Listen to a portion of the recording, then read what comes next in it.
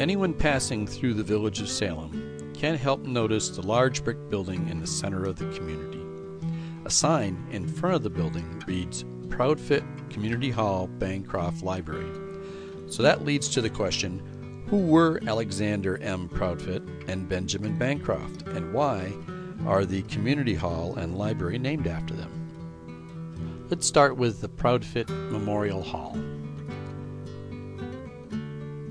Is it pronounced Proudfoot or Proudfit? Which is correct? Well, actually, they're both right. The name of the family was originally written Proudfoot, F-O-O-T.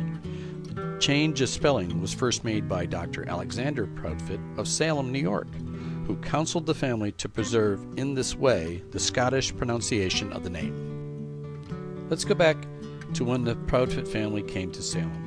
The Reverend James Proudfit was pastor of the Associate Reformed Church in Salem, currently the First United Presbyterian or White Church, from 1783 to 1795. His son Alexander then became the pastor and held that position for the next 40 years, 1795 to 1835. While pastor, Alexander married Susan Williams, the daughter of General John Williams of Salem. General John Williams was one of the early settlers in Salem. He had great influence as a doctor, military man, state legislator, and then as congressional representative. All that brings us to Alexander Moncrief Proudfit, whom Proudfit Memorial Hall was named after. Alexander M. Proudfit was the grandson of Reverend James Proudfit and the son of the Reverend Alexander Proudfit. Alexander Moncrief Proudfit was a local merchant and previous resident of Salem. You can see that he had connections to some very important families in the Salem area. Bancroft Public Library. Bancroft Library was named after Benjamin F. Bancroft. Benjamin F. Bancroft was born at Granville, Massachusetts in 1816. At the age of 22, he came to Granville, New York, and entered into the mercantile business, which he carried on successfully for 15 years. In 1853, he came to Salem and assisted in organizing the First National Bank of Salem, becoming one of its directors and its cashier, which position he held until April 1878 when he was elected president. In politics, he was a Republican and the nominee of his party as one of the presidential electors in 1876. He took a leading part in raising money and men in his town and county for the suppression of the rebellion. He died in Salem, November 23, 1886. This is a banknote from the National Bank of Salem, and you can see the signature in the lower right-hand corner is of Benjamin Bancroft. In his will, Benjamin Bancroft left $12,000 for the establishment of a public library. The will stated that matching funds had to be raised within 3 years and named the trustees of Washington Academy to administer it. A little after midnight on February 27, 1889, a fire broke out that destroyed the buildings on the south corner of West Broadway and Main Street in Salem. And you can see the empty lot here where they once stood. These events led to the holding of a public referendum on borrowing $13,000 for their share of the library project. The public referendum was held on July 1st at the Ondawa House with a total of 264 votes cast. The result was 153 in favor and 111 opposed. Apparently, opposition came from people who thought the village should have a water system instead.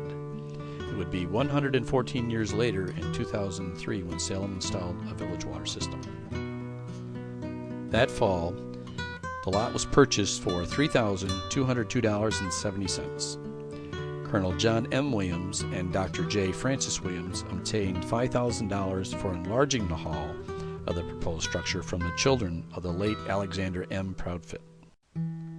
These children were the great-grandchildren of the Reverend James Proudfit and the great-great-grandchildren of General John Williams. On July 30th, 1890, the cornerstone of the Bancroft Public Library and Proudfit Memorial Hall was laid in a ceremony conducted by 112 Masons, preceded by a 23-piece Cambridge Valley Band. The architect's ideas for the structure was to reproduce a scene like that of towns in Holland and Belgium, with the high dormer roofs to be a central point of the village. There were 2 stories in the main building. The west wing was devoted to the fire department, where they stored the village's steam-powered fire engine, the Osama steamer, and the Marion Hose Company. Osama was a Native American word for White Creek.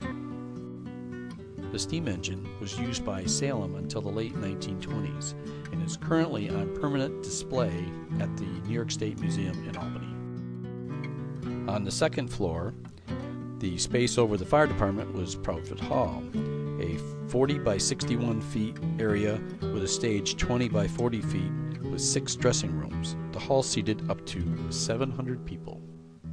Traveling companies would put on productions and school children would be recruited for parts. Local talent put on their own productions in the hall also. Washington Academy basketball games were played in Proudfit Hall until the 1938-1939 season. The library was located on the second floor in the south wing of the building on Main Street. A bell was on the roof of the library that was used as a fire alarm. The third floor contained 2 large meeting rooms and the structure was heated with steam. Electricity was installed later in 1909. The building was completed at a cost of $23,000. Portions of the building were rented out to help defray costs. On the first floor, a general store occupied the corner section of the building. There was a law office on the second floor by the corner bay window. On West Broadway, there was a store that sold stoves and tin, and later on, a harness shop occupied the space. The post office was in the southern wing next to the old library entrance until after World War I. Later, a meat market occupied the space. Here you see a picture of the post office from 1929.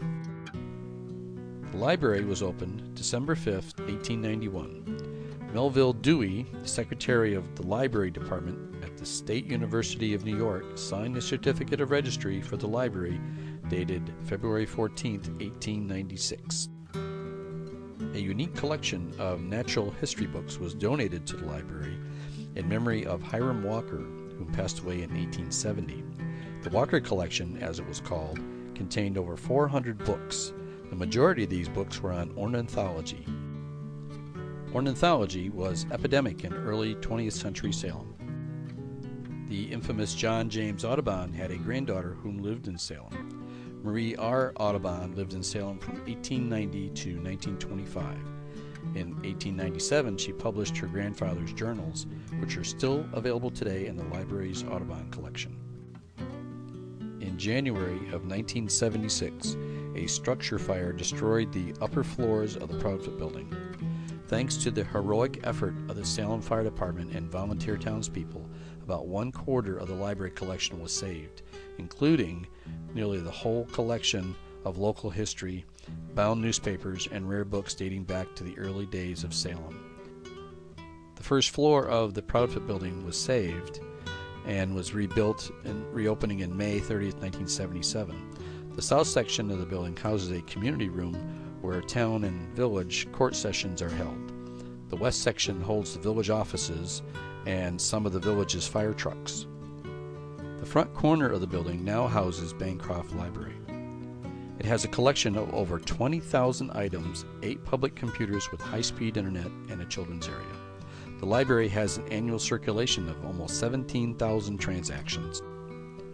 As you can see, even after 118 years, Proudfit Memorial Hall Bancroft Library is still a major part of the Salem community and a strong reminder of our rich history.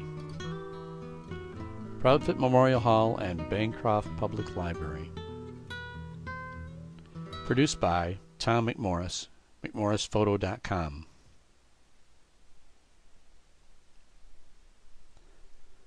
Thanks to Peg Culver and Al Cormier for their help with this production. To see more videos, go to McMorrisphoto.com and click on News.